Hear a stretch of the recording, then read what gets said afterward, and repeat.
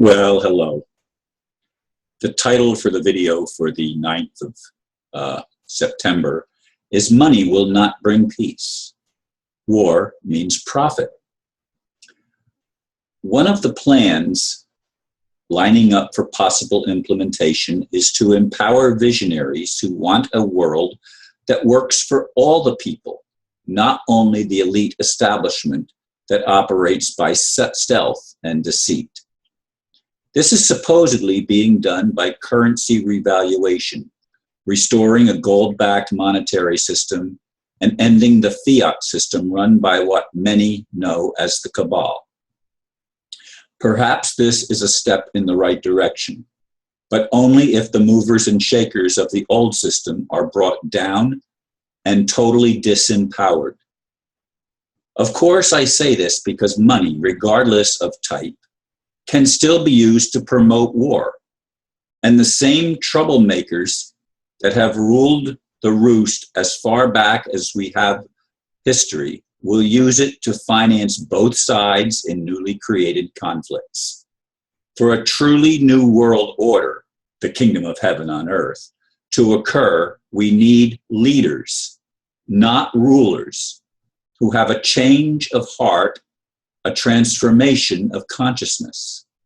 Such people do exist already, but they are neither enriched nor empowered to implement the necessary changes.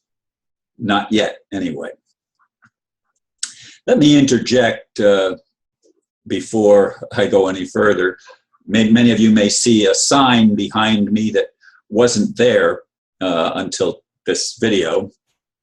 And it was the sign that was in the meeting room of the Mary Horgan Center for Spiritual Development that was in my home for over 10.5 years.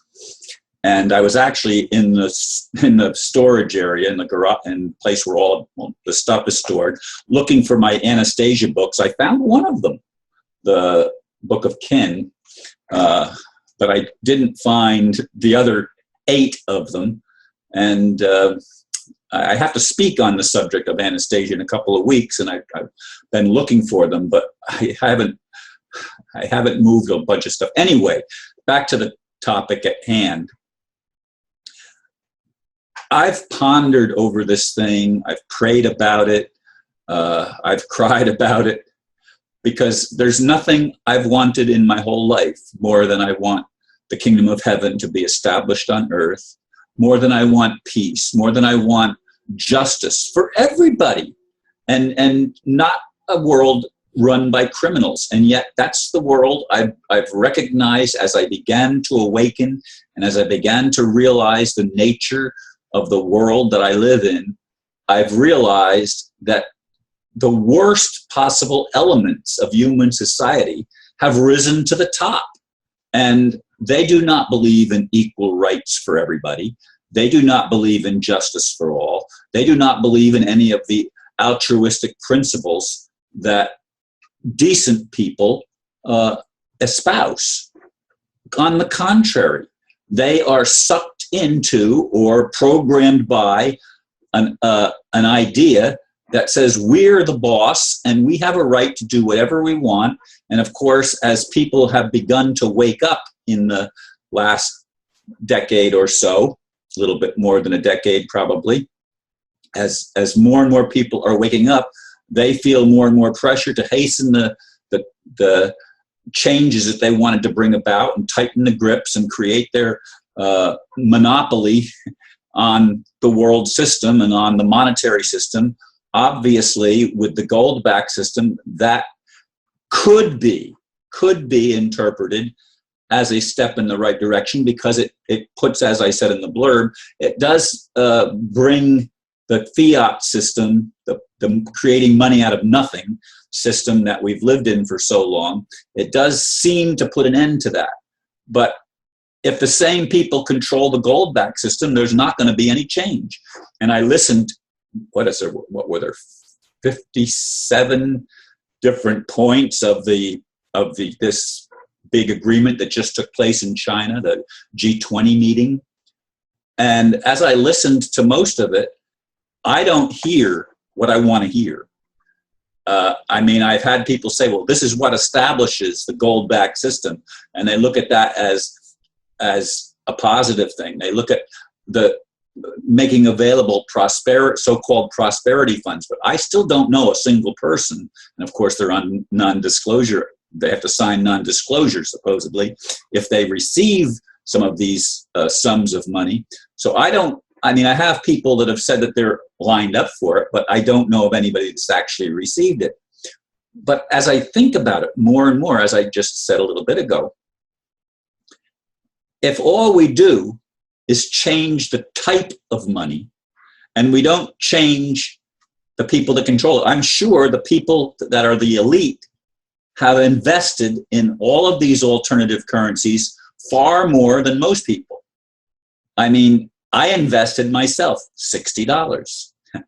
$60. I don't have a lot of money, but I was talked into investing that much. Whether it'll produce anything or not remains to be seen. But I'm not going to hold my breath, because it's been put off from July to August. Now it's September. It's supposed to happen before September 30th. I'll believe it when I see it. The new fiscal year for the U.S. starts in October. Will there be a real change? Now, some people have said that the next election is going to be next spring, and it will be a fair election, and Hillary Clinton will not be on the ballot. The United States Constitution will be restored with the Bill of Rights and everything. I have other people that have said that there's going to be an election, on a normal election in November, but Hillary won't be on the ballot, and neither will Donald Trump.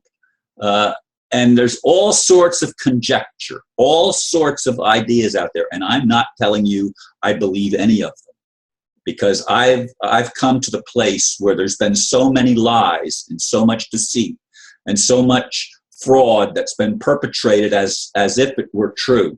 So many promises that have been broken, that I don't believe anything anymore till I see it, till I experience it for myself. The proof is in the pudding, as the old adage claims. And it is, until I can tangibly take part in the reestablishment of a just system and fulfill what I believe was my destiny and my calling from the very beginning of my life, from as soon as I could remember anything. I remember that day when I stood up in the church, and everybody else, when I finally came to myself, God was speaking to me. And when I finally came to myself, I was the only one standing. The minister even was sitting down on the platform. And I quite honestly, even though I felt like God was talking to me, like I was connecting with God, I was embarrassed that I was standing out because I wasn't ready to stand out yet then, although as a teenager, I didn't really care anymore. But in any case, folks, we need real change. That's the whole point of this talk.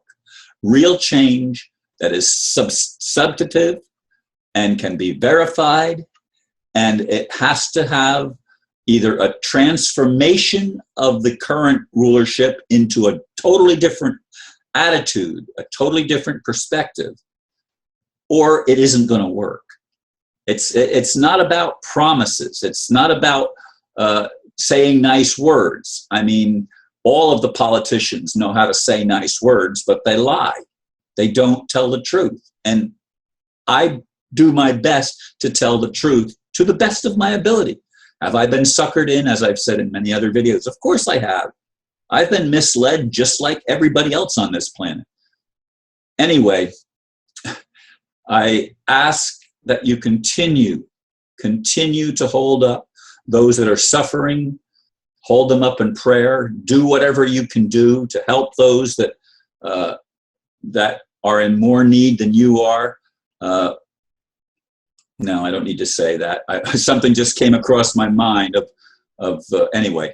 I don't want to bring that into the discussion. But I do thank you for listening to my videos and sharing them, and I appreciate it. Thank you very much, and namaste.